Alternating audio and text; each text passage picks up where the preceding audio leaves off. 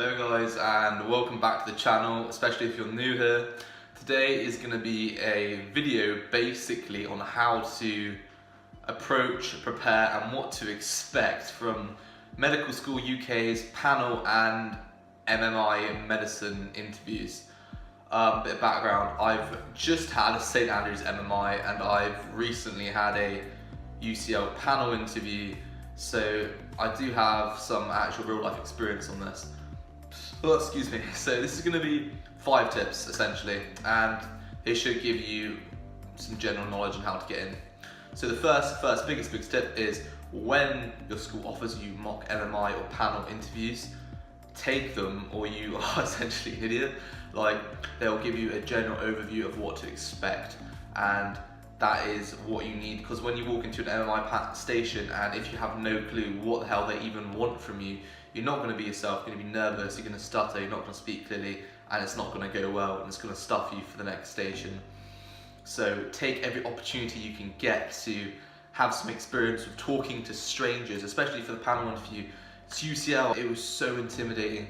They just kept staring at me and oh my god. So be good at talking to different people, especially strangers, older people, ask some random people, ask some relatives of family, some friends of friends, you know, strangers, and ask them to ask you medicine questions. So get good at talking to different people. If you have part-time jobs like me, I like working with the general public. That helps a lot, talking to different people.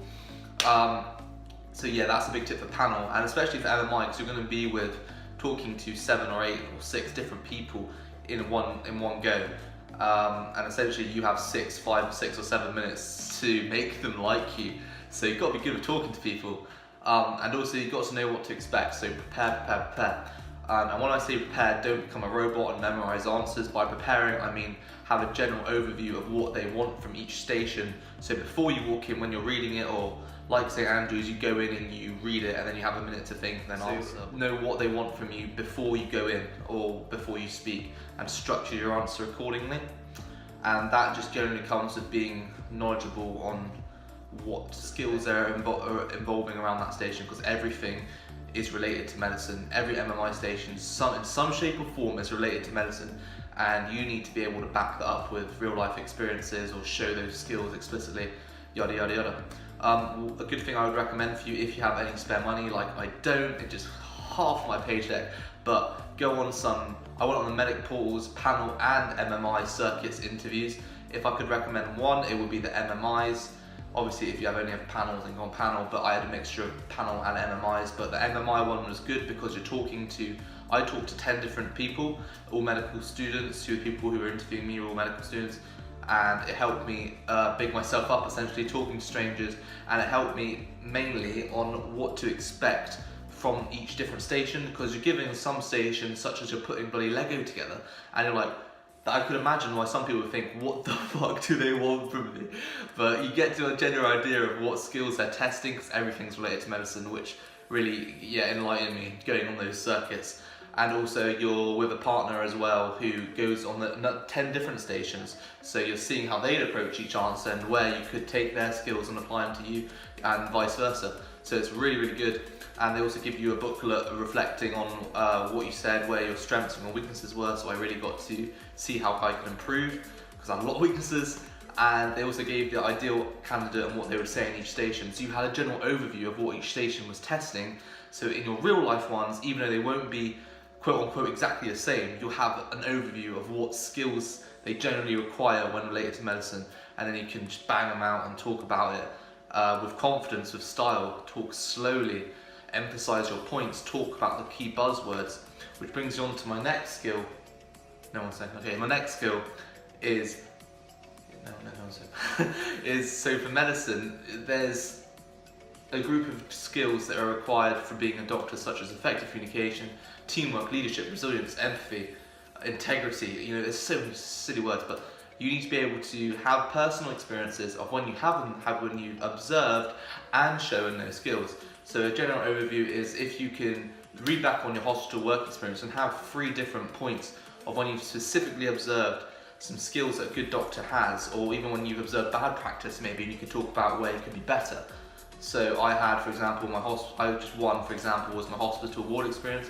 I was with junior doctors reviewing the patients, how they talked in clinical language between each other, so it was effective. Then they adapted their communication so the patients could understand when they talked to the patients, and they were very empathetic, and their professionalism and bedside manner. That's just one, but I had roughly 3 or 4 to talk about. A good thing is if you're hospital, when you're doing hospital work experience, obviously note that down, what you did each day so you can reflect upon it, and it will help when writing personal statements and preparing for interviews. So yeah, reflection is so important, so important. Reflection is one of the most important things.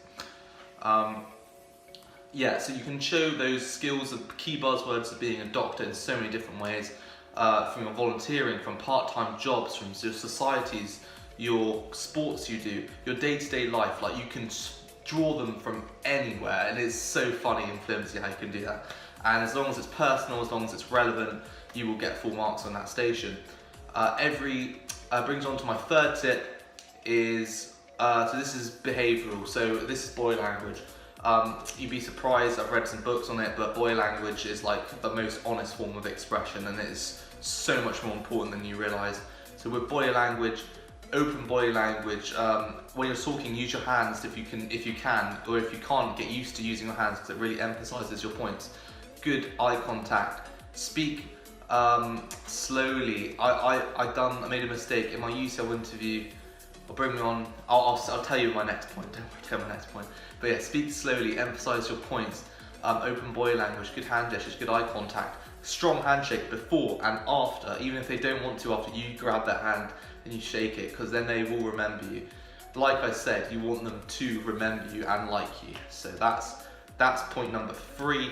Point number 4. Which I was going to talk to a minute ago, is essentially be relaxed. Be relaxed, please be relaxed. So you can do this in a number of ways. Go the day before, if you can afford it, to book a hotel with a nice bed. Go the day before, see the area where you're going to be getting interviewed and the general area. So that has like a subconscious, for me, relaxing effect when you see where you're going to be interviewed the day before. Oh, excuse me, but you want to see that, and just so you're just as relaxed and comfortable as possible. Get to sleep, early night, good night's sleep. Feel refreshed and awake that morning. Don't get up super early if you can help it, so you're nice and awake and refreshed in yourself. Be so relaxed and refreshed. And then obviously go to the interview with plenty of time. Talk to the other students and candidates who are there. Talk to, because of UCL they had like a panel, a medical student who was there.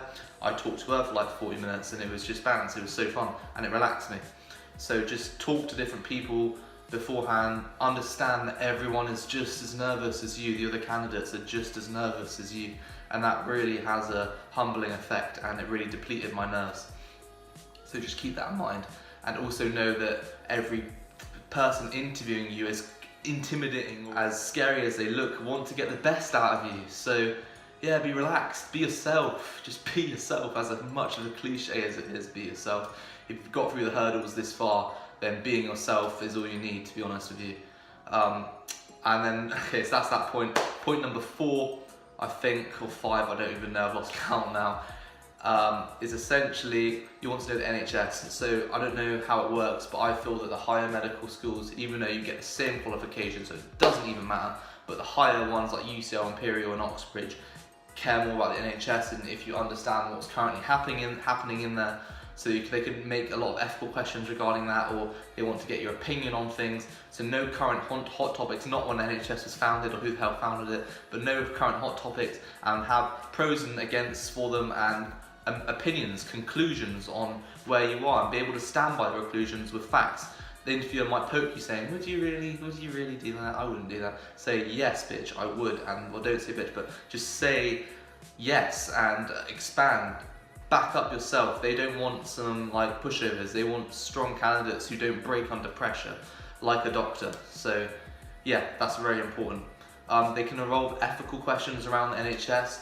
So have a good talking structure point, because you can very easily just waffle on with ethical questions like, I do this, but what happens if he does that? What does that? Don't be that guy. Do not be that guy. Talk in terms, the way I try to approach it is talking around the ethical pillars. So autonomy, beneficence, non-maleficence and justice, and talking around them and that gives you some sort of structure, but that doesn't apply to every ethical question. So before you speak, come up with a structure in your mind. And I think I've covered pretty much of everything. So my last point is, in your answers, be as structured as possible. So take a breath if you can't speak off the top of your head straight away, or you can't speak clearly or structured straight away. Take a breath. Think about how you're going to approach and structure your answer. The interviewers or interviewing the MMI will not mind. They'll think it's good. You're really thinking about what you're going to say, and say it very clearly, structuredly, slowly, and good eye contact, all the body language stuff at the same time, and you will absolutely smash your interview, like full marks every way.